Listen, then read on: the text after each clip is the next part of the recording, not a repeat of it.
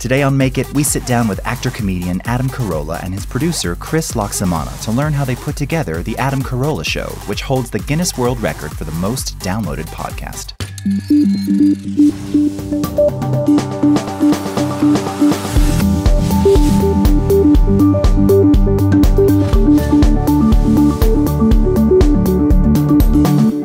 What's up? It's Hyla. We are here in Glendale, California, in the studios of Carolla Digital with Mr. Adam Carolla. That's me. What's good, man? How are you? Thanks for having... Oh, no, wait a minute. I had you, man. This is my studio. That's true. Yeah. That's weird that I took the lead. No, I like it. Okay. Let me tell you something. It's like a weird dominatrix role that we just switched up.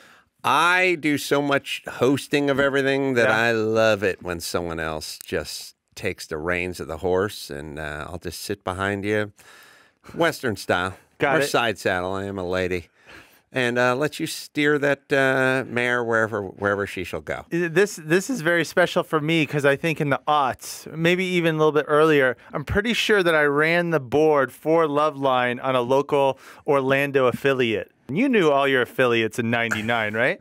I knew like 4 of them, and it must have annoyed all the affiliates because we'd get calls, and we'd go like, "Where are you calling from?" And they go, "Minneapolis," and we'd go, "Oh, how did you get our phone number?" And they go, "You're on in Minneapolis." And I go, "We're on in Minneapolis. How long have we been on in Minneapolis?" And they go, 4 years. And I'd go, "Oh, that must sound horrible to the station we're on." Yeah, you had no idea. Because we had no idea we were on. That's called success, when you don't know your affiliates anymore, when you lose count. Do you remember your first one? When you're like, oh, this is amazing. I'm on 2 radio stations. The first night I did Loveline was the first night they syndicated, and they went to 91X in San Diego. That was the first one. And then we just kept adding them on like really quickly after that. And then I immediately didn't pay attention. It was lost track. And then here you are today. Carolla Digital is more than just your single podcast, right? You guys do a lot of things here. Talk about that. We have woodworking ones. We have my wife's podcast, for crying out loud. We have car ones. Our own Chris Maxipata, or you may know him as Chris Loxamana, does one called, he's right over there, he's a great engineer. He has one called Resume, right?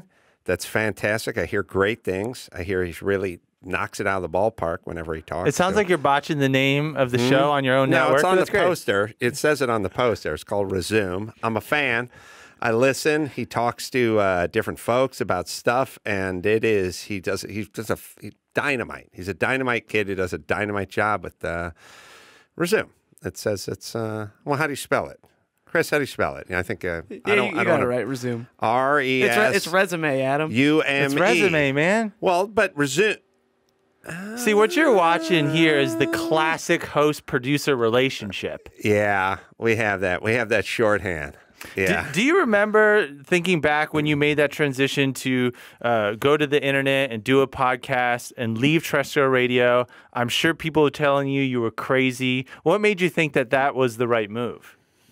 I never think in terms of anything in terms of being the right move or the wrong move. I just think in terms of what I want to do.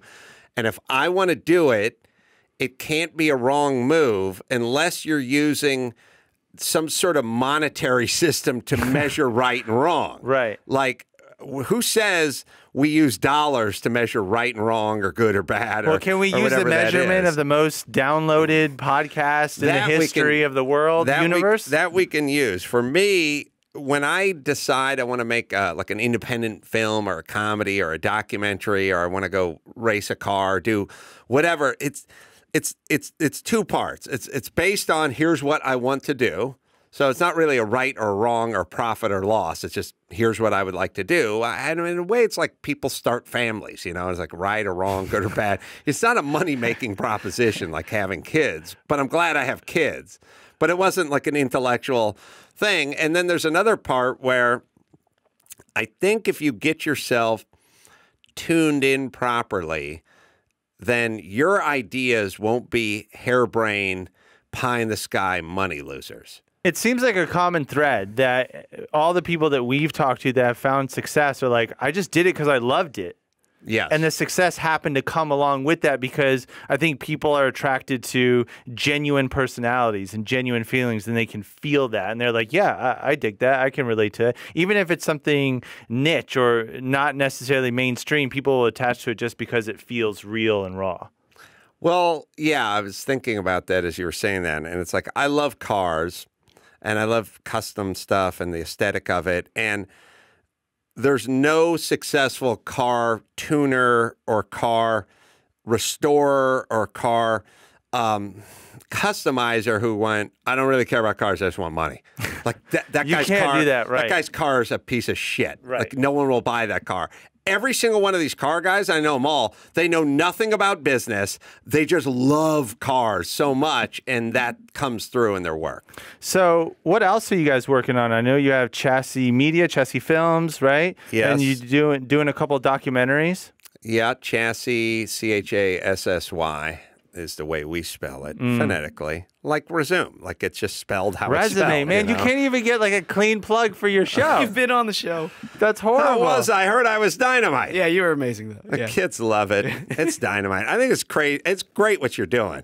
And you should keep it up. That's for damn sure. So I'm done with you, and now I'm going into the control room. Well, I sleep here, so it's cool. I'm Right going on. to bed. Under the studio desk here. It's off to the side. I wet this area. It's cozy down there. Thanks, dude. I appreciate it. Thanks, Adam. Chris, the producer of the Adam and Drew Show. Thanks for being on the show. Congrats on all the success. Thank you. Let's start at the beginning, when you first joined the Adam team. All right, so Adam Carolla has been doing his podcast for about a year, and I get a call because I know sound, like I know how to work this thing right here, the soundboard, and they needed a sound guy, so they said, hey, Chris, will you work on Adam Carolla's podcast? And my first question was like, who's Adam Carolla again? And my second was, what's a podcast? Like, And when you say you were working sound, you were doing TV, film? yeah, recording bands, Okay. yeah, doing live sound at venues, things like that. So, Gotcha. And I came in, and from the first 5 minutes of the interview, Adam had, I think it was Joe Rogan on, and I recorded their interview, and in 5 minutes I just thought it was incredible, and they're so funny and smart, and I just thought this is perfect. I try and describe that to people. There's something about radio, because I started in radio too, where you get bit with a bug. And you described it exactly what that's like. Oh, I got a fever. And what's crazy is like watching Adam, I've been watching him for years now, and it's like if speaking was music, he's Miles Davis. It's all off the cuff. He's just riffing, and it's like watching the best jazz musicians you can imagine right in front of you. Can you talk about your day-to-day? What Yeah. time do you get in, and kind of walk me through your day? All right, so it depends. Usually I'll come in, show prep takes about an hour, so it depends like what time the show starts. Like if the show starts at 10, I'll get here at 9. If it starts at 9, I'll get here at 8. And you have to prepare materials for these guys? Oh yeah, like for instance, if I'm producing like Adam's car show, I produce his car show, CarCast.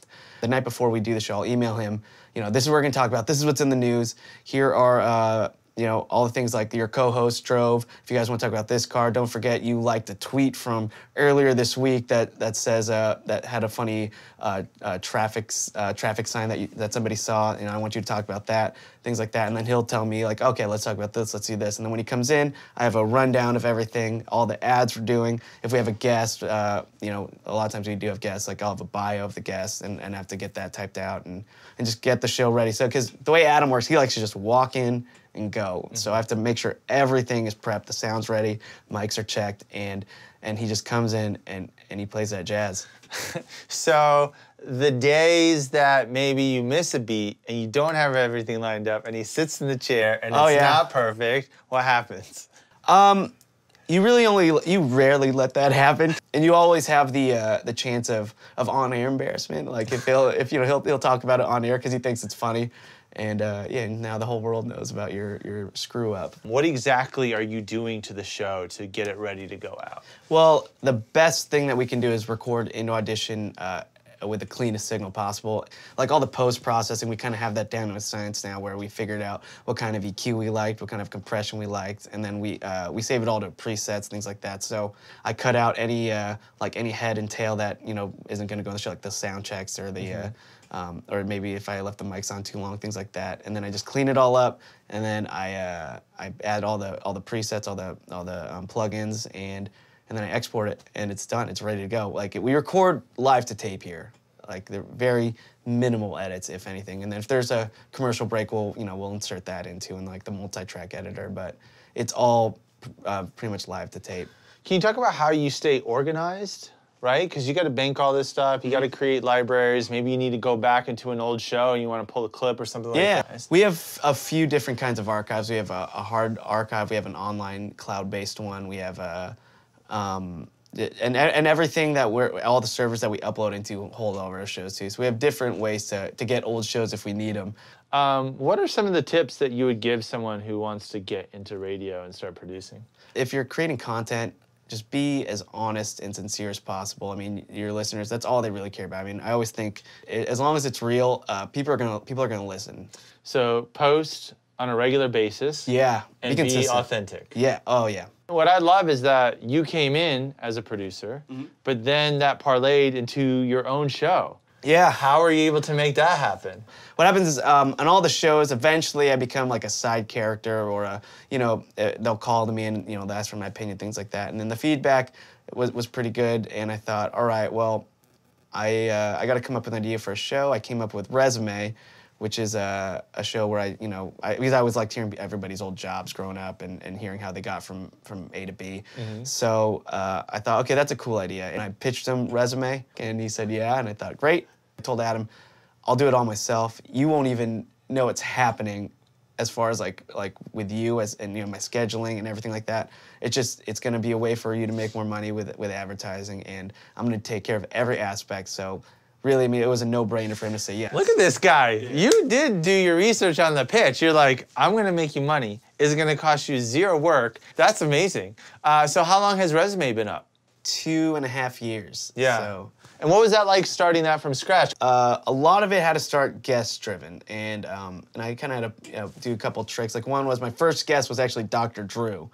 Okay, nice. You got it in there. Yeah, so I was able to get him in the show, and we talked about him being like a lifeguard and a bouncer at a nightclub and things like that before he became Dr. Drew. And now I'm at the point where I'm getting pitched guests. Like publicists will come to me and like, hey, blank wants to come on your show. That's amazing. Yeah, that's got to feel good. It's good. It's weird. It's definitely weird, but it's good. What are some of the things that you've learned, or maybe some of the early missteps with Resume? You know what I used to do is I used to be very meticulous, like with the editing. Every every like. Yeah, and I thought, and then you really realize how often you do that. We all do when you're listening. Yeah. Like all the time, like all the time. And then eventually I thought, okay, I'm gonna just release one without doing it. And nobody cared, so I thought, okay, so it's a more natural way of speaking, and it was another way of just being honest. Like it's hard to be in front of Mike. Like I'm nervous. I put on a weird face. I talk differently. Everything's different, and I don't know if it really felt like me. So it really was just finding my own voice on the show and really representing who I am. You know what it is, and Adam gave me this tip as far as being in conversations.